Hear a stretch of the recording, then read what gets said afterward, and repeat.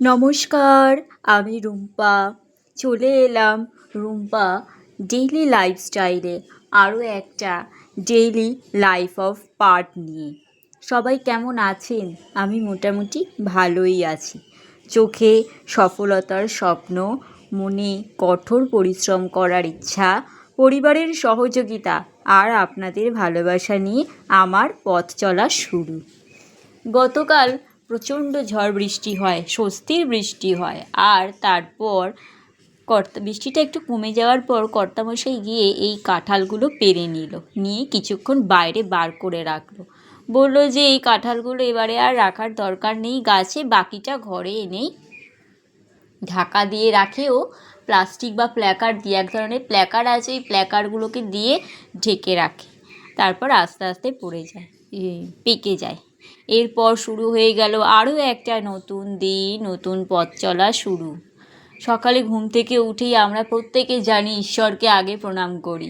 যাদের ওপর নির্ভর করে আমরা সারাটা বছর দিন সময় কাটাই, অবশ্যই তাদের প্রণাম করে সকালটা আমরা শুরু করি। এরপর আমি আমার ছোটোবেলা থেকে মা আর আমার শ্বশুরবাড়িতে এসে শাশুড়ি মাকে দেখেছি সকালে ঘুম থেকে উঠে দোরগোড়ায় জল দেওয়া। তো সেটাই করি। আমার মা বা কাকিমা জেঠিমারা বলতেন যে দোরগোড়ায় জল না দিয়ে ঘর থেকে বেরোবে না, আর আমরা অনেকেই এই জিনিসটা করে থাকি। ঠিক তাই আমিও সেই মতো প্রতিদিন ঘুম থেকে উঠে কর্তামশাইকে বেরিয়ে যেতে হয় অনেক সকালে। আমাদের আসল কথা, কর্তামশাইয়ের ব্যবসার জন্য আমাদের অনেক কি বলবো, অনেক সকালের দিকে উঠতে হয়। আসলে ওর এমনই একটা ব্যবসা যেটাতে ওকে কনকনে ঠান্ডাতে বলুন, বজ্র বিদ্যুৎ সহ মেঘ ডাকা ঝড় বৃষ্টিতে বলুন, আর প্রখর গরমে, যেখানে শুতে শুতে গরমকালে তো রাত 12টা মানেও কিছু না, যতই শুতে দেরি হোক না কেন ভোর 4টের মধ্যে আমাদের উঠতেই হয় ওর এই ব্যবসার জন্যে। আমি বিয়ে হয়ে আসার পর, প্রায় বিয়ে হয়েছে 12-13 বছর হয়ে গেল। সেই 13 বছরেরই আমার এখন এই একই অভ্যেস হয়ে গেছে। প্রথম তো চোখ খুলতোই না ঘুমে, তা কোনো রকমে উঠে বসতাম, আবার সেই বসে বসে ঝিমাতাম। 4টের সময় উঠতাম। শীতকালে খুব কষ্ট হয় দেখলে, ওই ঠান্ডার মধ্যে ওকে যেতে হয়। আমি অবশ্যই আপনাদের পরে জানাবো আমাদের ব্যবসাটা কিসের। আর প্রচুর হাড় ভাঙা খাটুনি। আর এই সবথেকে বড় কথা কি, আমাদের এই ব্যবসার জন্য আমার 13টা বছর বিয়ে হয়েছে, আমরা কিন্তু কোথাও যেতে পারিনি জানেন। এমনকি আমরা একটা সিনেমা পর্যন্ত দেখতে যেতে পারিনি। এমনই ব্যবসার ওর অবস্থা, এমনই একটা ব্যবসা। আমি জানাবো অবশ্যই আপনাদের এর পরে আস্তে আস্তে সবই, আপনারা আমার পরিবার, অবশ্যই আপনাদের সব কিছু জানাবো, দেখাবো। তো যাই হোক, সকালে উঠে যেটা সবার আগে হয়, সারা রাত ঘর বন্ধ করা থাকে বলে সবার আগে জানলাগুলো খুলতে হয়। 5টা 25, তাও তো এখন একটু দেরি করে যায়। কিছুদিন প্রায় আমার শাশুড়ি মা স্বর্গবাস করেছেন, তারপর থেকে অত সকালের দিকে আরও যায় না, যেহেতু দেখে আমি একাই বাড়িতে থাকি, সেই জন্য অত সকালের দিকেও যায় না। 5:30 নাগাদ বেরোয়। কোনো দিনও 5টায়, কোনো দিনও এই 5:30টার মধ্যেই বেরোনোর চেষ্টা করে। তো যাই হোক, এবারে আস্তে আস্তে প্রত্যেকটা ঘরে দরজা জানলা খুলছি, আর কর্তামশাই বেরোবে, উঠে সেই দোরগোড়ায় জল দেওয়া থেকে শুরু করে, নিজেও উঠলেও নিজেদের প্রাতঃ কাজ থাকে, প্লাস ওকে একটু চা করে দেওয়ার চেষ্টা করি। সকালে উঠে একটু চা বিস্কিট খেয়ে গেলে সত্যি কথা বলতে আমারও মনটা ভালো লাগে। সব দিন অবশ্য পারিও না, বা ও খেতেও চায় না, কারণ এমনও হয়ে যায় হয়তো কোনো এমনও অবস্থা থাকে যে মাঝখানে ফোন আসে, ওকে যখনই ফোন আসে তখনই চলে যেতে হয়। এমনও হয়েছে 3টে 3:30 সময়তেও ফোন আসলে তখন ওকে বেরিয়ে পড়তে হয়। তো আর সেক্ষেত্রে আমার অবশ্যই চা করে দেওয়া আর হয় না। এইভাবে রান্নাঘরেও চলে আসলাম। রান্নাঘরের জানলাগুলোও আস্তে আস্তে একটা একটা করে খুলছি। সামনের দিকের গেটে তো খুলে জল দিলাম, এবার এপাশেও গেট রয়েছে, দরজা রয়েছে। এপাশে দরজাগুলো কোনো দিন আমিও খুলি, যখন আমি পারি না তখন ও খোলে। আমি হয়তো টয়লেটে গেছি বা আমি হয়তো চা করছি, তখন এই পাশের দরজাটা ও খোলে। বা কখনো এই যে ও হয়তো দেখছে যে আমার হাত আটকা আছে বা আমি পারছি না, ও তখন দোরগোড়ায় জল দিয়ে দেয়। এমনও হয়, বললাম যে এমনও হয় কোনো দিন হয়তো ওকে চা করেও দিতে পারি না। আর ও যদি চা টা না খায়, সেক্ষেত্রে আমিও আর সকালের দিকে চা টা সেরকম কিছু খাই না। তো এই পাশের গেটটা এই পাশে সেরকমভাবে তো আসলে আমাদের সেরকম পাকাপোক্ত বাড়িঘর মানে দুটো ঘরই ছাদ দেওয়া, আর সমস্ত কিছু টয়লেট, তারপরে রান্নাঘর, বারান্দা, এগুলো সবই সেরকম পাকাপোক্ত নয়। তো এবারে সেগুলো সেই জন্য দরজাতে আমরা তালা দিয়ে আর একটা সেফটির জন্য একটা চেয়ার দিয়ে আটকে রেখে দিই, যাতে যদি কোনো সেরকম বিপদ আপদ হয় তো শুনতে পারি।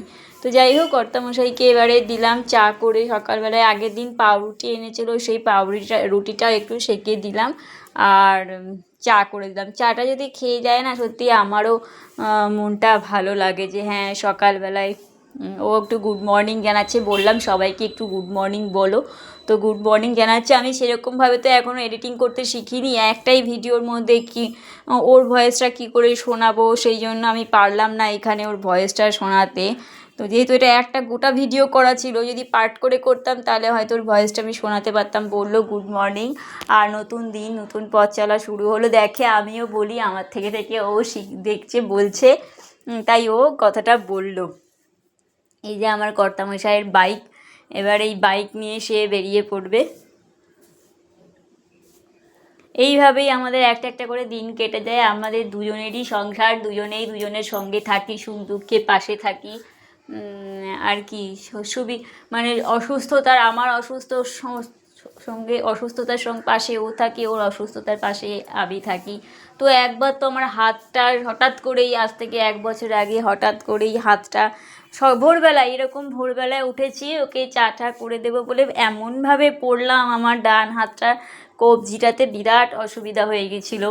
তো সেই প্রায় 4 থেকে 4.5 মাস, এই 4 থেকে 4.5 মাস ওই পুরোটাই করেছি। বুঝতেই পারছেন, আমরা দুজনেই বাড়িতে মেম্বার, আর একজনের যদি হাতের এরকম হয় সেক্ষেত্রে সমস্ত কিছু মানে মানে কতটা করলে A to Z, জামা কাপড়, হাতটা আমি উঁচু করতে পারতাম না, রান্না বান্না কিছুই না। ওই 4.5 মাস সত্যি খুবই কষ্ট করে কাটিয়েছি।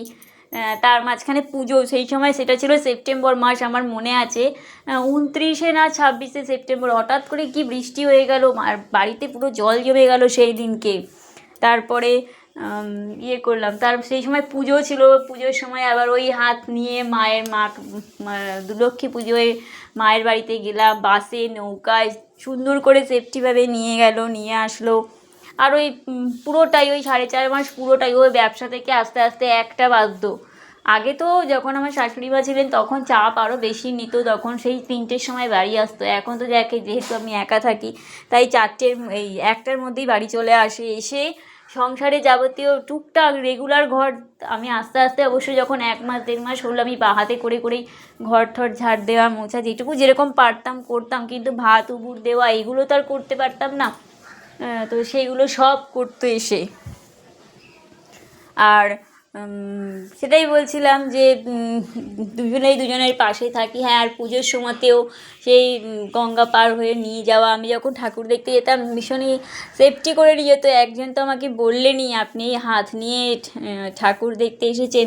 তো দেখলো যে না, আমি যদি না বেরোই, আসলে কোথাও তো যেতে পারি না, ওই পুজোটাই আমাদের কাছে একটু আনন্দ। তো যদি না বেরোতে পারি, দুজনেরই মনটা খারাপ হয়ে যাবে। তা দুজনে, আর এমনিতেই আমাদের বাঙালিদের দুর্গা পুজোটাই তো সবচেয়ে বড় আনন্দের উৎসব না। তো যেহেতু কোথাও বেরোই না, তো সেই জন্য চেষ্টা করেছিল নিয়ে যেতে। আর দেখুন, আমার এই কাঞ্চন ফুল গাছের পাতাগুলো না এই পোকায় কেটে দিচ্ছে। কারুর যদি জানার থাকে একটু জানাবেন তো, কেন এরকম গাছের পাতাগুলো কেটে দিচ্ছে, তাহলে একটুখানি আমি ব্যবস্থা নেব, বা কোনো ওষুধপত্র যদি কিছু থেকে থাকে তো একটু ওই গাছের গোড়াটাতে, মানে গাছের পাতাগুলো কেন ওরকম কেটে দিচ্ছে জানি না। আর এই যে আগের দিন বললাম যে, মানে আগের দিন কেটে রেখেছিল এই কাঁঠালগুলো। এইভাবেই আস্তে আস্তে আমাদের পথ চলা হচ্ছে। কিছুটা এবারে আমি যুক্ত হয়েছি এখানে 1 মাস হলো। আপনাদের সঙ্গে সমস্ত কিছু শেয়ার করব, আপনাদের থেকে শিখব, আর অনেক স্বপ্ন নিয়ে এসেছি। এই স্বপ্নটা একমাত্র আপনারাই পারবেন পূরণ করতে। আর এত সুন্দর একটা প্ল্যাটফর্ম, যেখানে আমরা সবাই সুন্দর করে কাজ করতে পারি।